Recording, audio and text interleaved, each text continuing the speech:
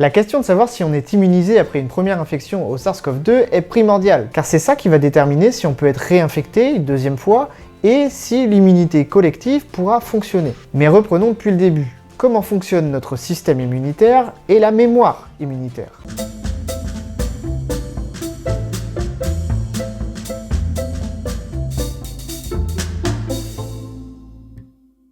Le système immunitaire est quelque chose d'extrêmement complexe, qui fait intervenir un très grand nombre de cellules différentes. Mais on va essayer de simplifier tout ça. Quand on parle du système immunitaire, on parle souvent des anticorps, mais vous allez voir que c'est loin d'être la seule chose qui est très importante dans le système immunitaire. Il existe deux types d'immunité, l'immunité innée et l'immunité adaptative. L'immunité innée est celle qui va réagir rapidement à une infection. On va s'intéresser ici à deux types cellulaires très importants, les macrophages et les cellules dendritiques. Ces cellules jouent un rôle de sentinelle.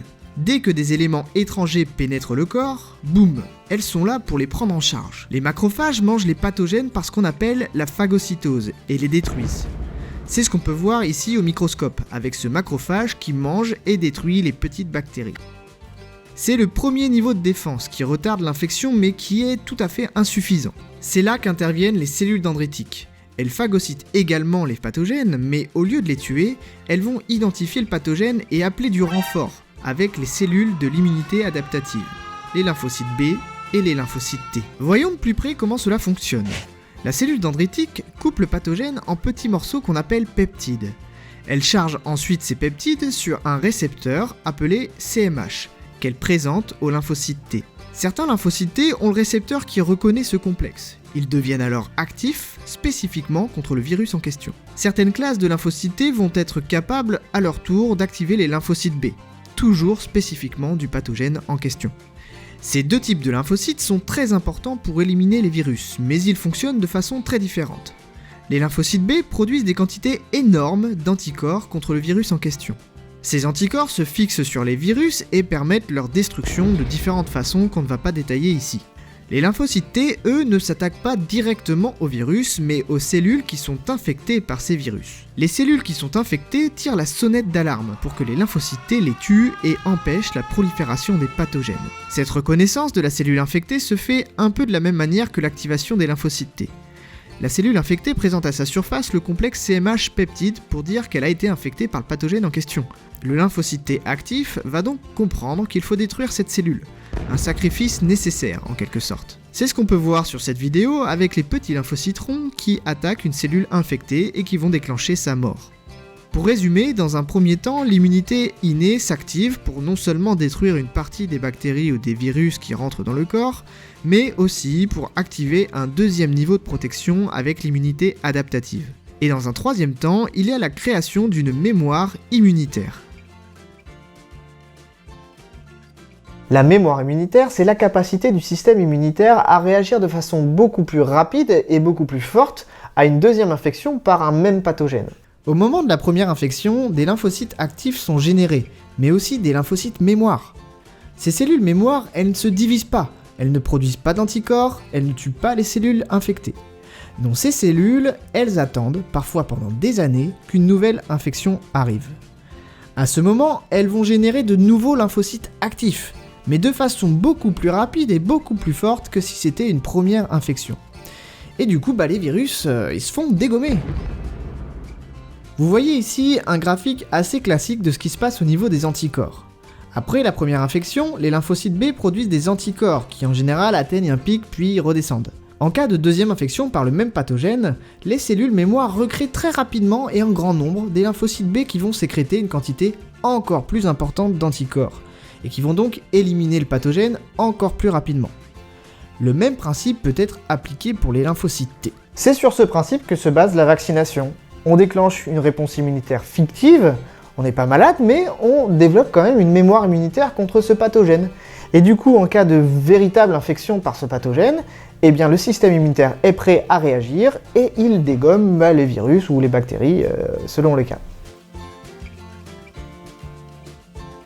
Bon, on passe à la partie qui va vous intéresser. Est-ce qu'on est immunisé contre le Covid-19 une fois qu'on a été infecté? Autrement dit, peut-on être réinfecté par le Covid-19? Sur les presque 95 millions de cas de Covid, il y a eu jusqu'ici très peu de cas documentés et avérés de réinfection.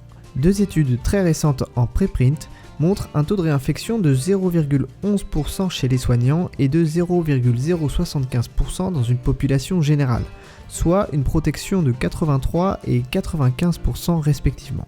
Information à prendre avec des pincettes puisque ce sont des études qui n'ont pas été évaluées par d'autres scientifiques, et parce que ce type d'étude est soumis à plusieurs biais possibles. Mais peu importe, il est clair que les cas de réinfection sont très rares, en tout cas sur la durée de l'épidémie jusqu'ici. Donc en fait, la vraie question, c'est pas de savoir si on est immunisé. La vraie question, c'est de savoir pour combien de temps. Et vous allez voir que c'est assez difficile à prédire. Une première étude a mis en évidence une immunisation chez le macaque. Ils ont infecté des macaques avec le SARS-CoV-2, certains de ces singes ont développé de petites pneumonies. Et puis, un mois après, quand la charge virale était retombée à zéro, ils les ont de nouveau infectés. Ils ont ensuite comparé la quantité de virus présent après la première infection et après la deuxième infection. Comme vous pouvez le voir, la quantité de virus était largement plus faible dans le cas d'une deuxième infection, alors qu'ils ont évidemment inoculé la même quantité de virus à la base. Et puis cette charge virale revenait à zéro beaucoup plus vite également, ce qui démontre bien une immunisation. Ils ont par ailleurs montré la présence dans ces singes d'anticorps et de lymphocytes T spécifiques du SARS-CoV-2. Chez l'homme, on sait aujourd'hui que les anticorps sont produits 10 à 15 jours après infection, et certains commencent à décliner après 2-3 mois. Ce qui ne veut pas dire qu'il n'y en a plus du tout, mais il y en a moins. Mais c'est tout à fait normal, en général les anticorps ne restent pas ad vitam aeternam lors d'une infection. Mais par contre, on a trouvé des lymphocytes mémoire, donc en cas de réinfection, ils seraient là pour régénérer les stocks de lymphocytes et la production rapide d'anticorps. A noter que la quantité d'anticorps est plus importante chez les personnes qui ont développé des maladies sévères. Et puis je vous l'ai dit, il n'y a pas que les anticorps dans la vie. On a également retrouvé des lymphocytes T spécifiques du SARS-CoV-2, ainsi que des lymphocytes T mémoire. Quand j'ai dit tout ça, j'ai pas répondu à la question de combien de temps on était immunisé. Le fait que la quantité d'anticorps baisse après quelques mois après la première infection, ça veut pas dire qu'on n'est plus immunisé. Même chose pour les lymphocytes mémoire, on sait qu'on en a, mais on sait pas quelle durée de vie ils ont. Donc on ne peut pas prédire combien de temps va durer l'immunité. Il y a aussi d'autres paramètres à prendre en compte, comme le taux de mutation du virus. Un virus par défaut, ça mute. Et c'est particulièrement vrai pour les virus à ARN. À chaque fois qu'ils recopient leur matériel génétique, c'est-à-dire leur ARN en l'occurrence, ils font des erreurs. Et donc chaque erreur est une mutation. A noter que le SARS-CoV-2 mute relativement peu, environ 2 fois moins que la grippe, qui mute quand même pas mal. L'immunisation naturelle est un petit peu un sujet obsolète aujourd'hui avec l'arrivée des vaccins. Les vaccins restent la seule option économiquement et humainement viable pour endiguer cette putain d'épidémie de merde. Mais ça, on en reparlera dans la prochaine vidéo qui sera consacrée au vaccin à ARN de Pfizer. Si cette vidéo vous a plu, n'hésitez pas à la partager et à vous abonner à la chaîne.